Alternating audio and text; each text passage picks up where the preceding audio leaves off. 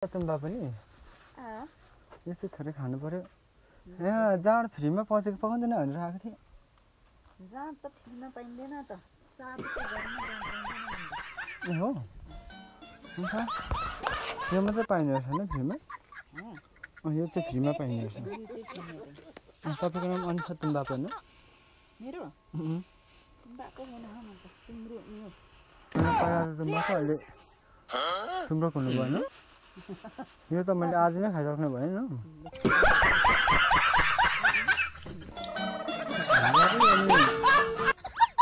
हाम्रो धेरै ठाउँमा जाँडा फ्रीमा माग्दै आएको, कसैकोमा दिएन हो। तपाईँकोमा आएको दिनुहुन्छ कि भनेर तपाईँले पनि दिनु भएन। ल नि माइजू, साथीको घरमा जाँडै पकाइदिन अनि तपाईँ त साह्रै साधु हुनुहुँदो रहेछ नि माइजू। मलाई थाहा नै थिएन नि, अब यो भिडियोदेखि मात्रै थाहा भयो माइजू।